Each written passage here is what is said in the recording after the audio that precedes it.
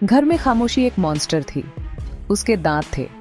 Cat और John Coleman रोज उसके साथ रहते थे। वो उनके साथ डिनर टेबल पर बैठती थी। वो हॉल के आखिरी छोर पर बने खाली कमरे में सोती थी। वो कमरा जो जेसिका का होना चाहिए था। दुख एक फिजिकल वजन था। उनके सीने पर दबाव डाल रहा था। सांस लेना मुश्किल कर रहा था। कुछ दिन जॉन काम पर चला जाता था और केट के लिए खामोशी और तेज हो जाती थी। वो जेसिका के कमरे के पास से गुजरती थी और क्या होता अगर और कभी नहीं हुआ कि ठंडी हवा महसूस करती थी। ये एक भूत था जो उनकी शादी को हॉन्ट कर रहा था।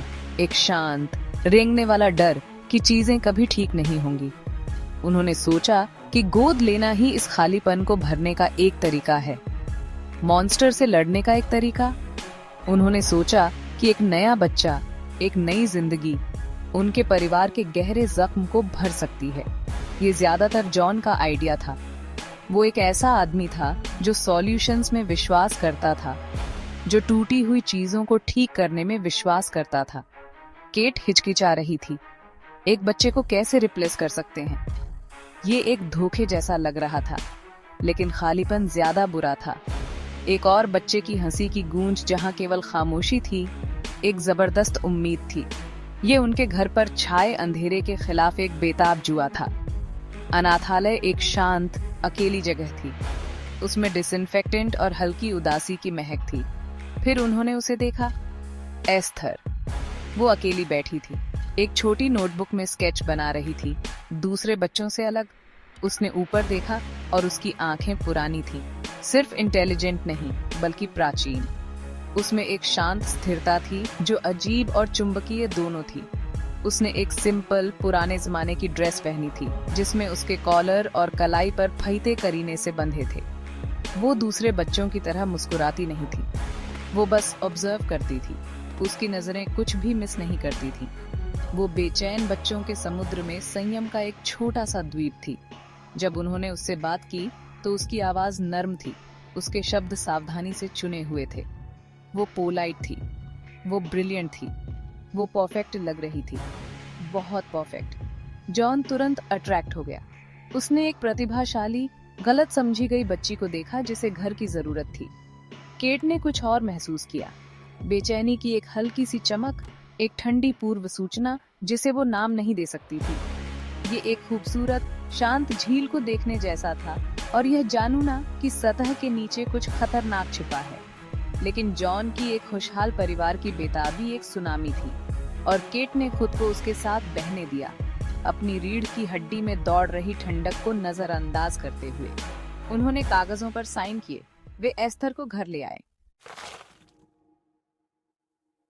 एस्थर उनके जीवन में ऐसे बस गई जैसे एक पत्थर शांत पानी में गिरता है। लहरें पहले छोटी थीं। वो एक मॉडल बच्चा थी। उसका कमरा हमेशा साफ सुथरा होता था। उसके कपड़े हमेशा करीने से होते थे। वो पियानो ऐसे बजाती थी जो 9 साल की बच्ची के लिए नामुमकिन लगता था। वो शांत थी, बहुत शांत।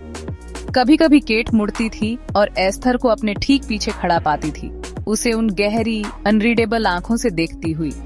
कोई आवाज नहीं होती थी, कोई पदचाप नहीं, कोई चेतावनी नहीं, बस इस छोटी बच्ची की अचानक अजीब मौजूदगी जो एक परछाई की तरह चलती थी। अजीब घटनाएं फुसफुसाहट के रूप में शुरू हुईं। एक पक्षी लिविंग रूम की खिड़की से उड़कर अंदर आया और आंगन में मर गया। जिस दिन एक सहपाठी ने स्कूल में एस्थर को चिढ़ाया था, केट ने इसे एक संयोग मानकर खारिज कर दिया। फिर सिस्टर एबिगेल, अनाथालय से नन, जो एस्थर के अतीत के बारे में सबसे ज्यादा जानती थीं, ने फोन किया। उनकी आवाज चिंतित, अर्जेंट थी। उन्होंने कहा कि उन्हें मिलने आना होगा, कि उन्हें कुछ जानू न था।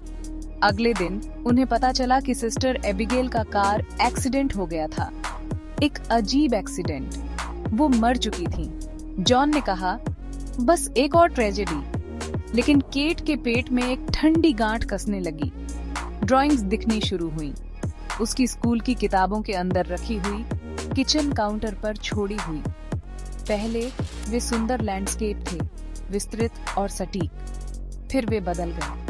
केट को एक ड्राइंग मिली जिसमें एक खुशहाल परिवार था, एक आदमी, एक औरत और 2 बच्चे। लेकिन परिवार आग में घिरा था। लपटें एक गुस्से वाले लाल क्रेयॉन से खींची गई थीं। एक और ड्राइंग में एक छोटी लड़की थी जो बिल्कुल एस्थर जैसी दिख रही थी। एक जमीन पर पड़े हुए फिगर के ऊपर खड़ी थी। फिगर एक सफेद चादर से ढका था। ड्राइंग में एस्थर का एक्सप्रेशन उदास नहीं था, वो खाली था, पूरी तरह से डरावना खाली। जॉन को कुछ भी गलत नहीं दिखा। उसने एक प्रतिभाशाली बच्ची को देखा जिसकी कल्पना शक्ति बहुत अच्छी थी। उसने केट के दुख को देखा जो उसके विचारों को तोड़ मरोड़ रहा था, उसे पैरानॉइड बना रहा था। वो बस एक छोटी बच्ची है, केट, वो कहता था। उसकी आवाज नर्म लेकिन दृढ़। उसने बहुत कुछ झेला है, तुम्हें उसे एक मौका देना होगा। जॉन का इनकार एक ऐसी दीवार थी जिसे केट तोड़ नहीं पाई। वो अपने नए परिवार को परफेक्ट बनाने के लिए इतना बेताब था कि उसने अपने चारों ओर बन रही दरारों को देखने से इनकार कर दिया। उसने एक बेटी को देखा। केट एक छोटी बच्ची के चेहरे पर एक मॉन्स्टर को देखने लगी थी। घर अब खाली नहीं लग रहा था, वो भरा हुआ लग रहा था। केट का शक ओम सेशन बन गया। उसने एस्थर को देखना शुरू कर दिया, उसके मास्क को फिसलते हुए पकड़ने की कोशिश कर रही थी। उसने देखा कि एस्थर की पोलाइट स्माइल कभी उसकी आंखों तक नहीं पहुंचती थी। उसने उसकी आंखों में कुछ ठंडा और कैलकुलेटिंग देखा जब उसे लगा कि कोई नहीं देख रहा है। एक दोपहर केट को एस्थर की पुरानी फटी हुई बाइबल मिली। उसके अंदर अखबार की कतरनें थीं। वे एक ऐसी विदेशी भाषा में थीं जिसे केट पढ़ नहीं सकती थी, लेकिन तस्वीरें साफ थीं। एक जली हुई बिल्डिंग, एक फैमिली पोर्ट्रेट जिसमें चेहरे हिंसक रूप से खुरचे हुए थे। यह एक इतिहास था जो साफ दिख रहा था, एक विनाश की कहानी जो इस छोटी लड़की के पीछे चलती थी। घर में तनाव बढ़ गया, लगभग दम घुटने वाला। जॉन और केट लगातार लड़ रहे थे। उसने उस पर एस्थर को दूर धकेलने की कोशिश करने का आरोप लगाया, ईर्ष्या करने का। उसने उस पर अंधा होने का आरोप लगाया। उनका बेटा डेनियल बीच में फंस गया था। वो एस्थर से डरता था। उसने केट को बताया कि एस्थर ने उसे धमकी दी थी कि उसने जानबूझकर पक्षी को मारा था। उसने कहा कि जब वे अकेले होते थे तो वो उसे भयानक बातें फुसफुसाती थीं। लेकिन जब जॉन ने एस्थर का सामना किया तो वो रोती थी। सही, शांत आंसू उसके गालों से लुढ़कते थे जब वो सब कुछ से इनकार करती थी। एक घायल, मासूम बच्ची की तस्वीर जैसी दिखती थी। टर्निंग पॉइंट एक शैटरिंग क्रैश के साथ आया। डेनियल पीछे के आंगन में ट्री हाउस पर चढ़ रहा था, वही ट्री हाउस जो जॉन ने कई साल पहले उसके लिए बनाया था। केट किचन की खिड़की से देख रही थी। उसने एस्थर को घर से बाहर आते देखा। उसने उसे ट्री हाउस के बेस पर खड़ा देखा, डेनियल को ऊपर देखते हुए। वो सुन नहीं पाई कि क्या कहा गया था, लेकिन उसने डेनियल के चेहरे को डर से सिकुड़ते हुए देखा। वो तेजी से नीचे उतरना शुरू हो गया, बहुत तेजी से। वो फिसल गया, वो गिर गया। उसकी पैर की हड्डी टूटने की आवाज शांत दोपहर में भयानक रूप से तेज थी। जैसे ही केट उसका नाम चिल्लाते हुए बाहर दौड़ी, उसने एस्थर को देखा। वो मदद के लिए नहीं दौड़ रही थी, वो रो नहीं रही थी, वो बस वहीं खड़ी थी, डेनियल के दर्द में कराहने से कुछ ही फीट दूर। और उसके चेहरे पर बस एक सेकंड के लिए केट ने उसे देखा। चिंता नहीं, डर नहीं, एक मुस्कान की हल्की सी चमक, उसके होंठों का एक छोटा सा विजयी मोड़। वो एक पल में गायब हो गया, सदमे और चिंता के मास्क से बदल गया जब वो केट की ओर मुड़ी। लेकिन केट ने उसे देखा था, मास्क फिसल गया था और उसके नीचे जो था वो उसकी कल्पना से भी ज्यादा भयानक था। डेनियल अस्पताल में था, उसके पैर में प्लास्टर था। वो डरा हुआ था। वो कहता रहा कि एस्थर ने उसे धक्का दिया, अपने हाथों से नहीं बल्कि अपने शब्दों से। जॉन ने इस पर विश्वास करने से इनकार कर दिया। उसने इसे एक एक्सीडेंट कहा। उसने केट से कहा कि वो हिस्टेरिकल है, कि उसका दुख उसे ऐसी चीजें दिखा रहा है जो वहां नहीं थीं। घर एक युद्ध का मैदान बन गया। केट का डर एक लगातार चीख थी जिसे केवल वो ही सुन सकती थी। उसने सबूत खोजने की कोशिश की, कुछ भी जिससे जॉन को सच्चाई दिख सके। उसने उस संस्थान की तलाश की जहां से एस्थर कथित तौर पर आई थी, एस्टोनिया में सारने इंस्टीट्यूट, वो नाम जो उसे बाइबल में मिला था।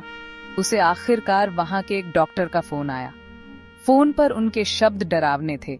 सारने इंस्टीट्यूट एक अनाथालय नहीं था, यह एक साइकेट्रिक फैसिलिटी थी।